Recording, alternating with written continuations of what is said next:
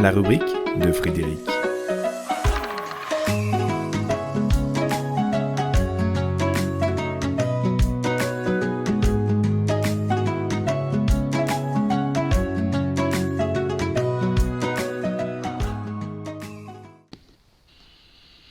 Mauvaise humeur.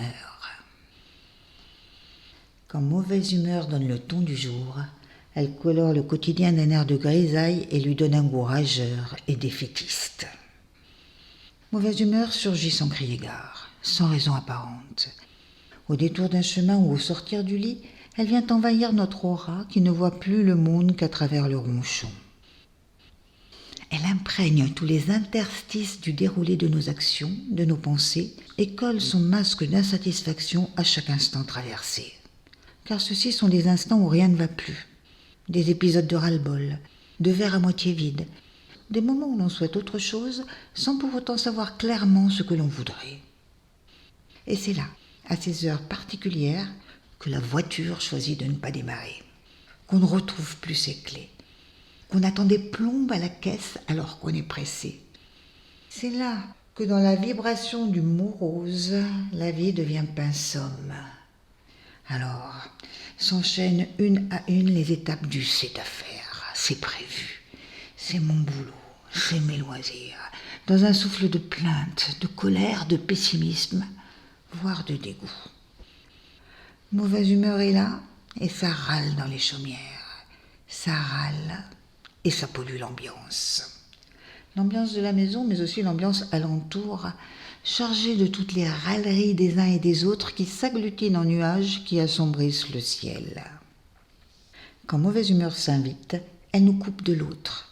Elle nous isole dans un flot de miasmes qui collent à la peau et nous voilà aptes à penser que nous n'avons pas de peau. Décidément, le sort s'acharne contre nous. Et il ne manquait plus que ça pour ajouter une louche de mal-être à la situation déjà mal engagée. Il ne manquait plus que cela, comme si nous n'étions pas déjà suffisamment affectés par la tournure du quotidien. Il ne manquait plus que ça pour atteindre parfois une overdose de mauvaise humeur, un trop-plein de contretemps, de tuiles et d'emmerdes, pour finalement réussir à sourire et même à rire d'une situation où rien ne va plus. Mais dès que le sourire s'insinue, vient la libération.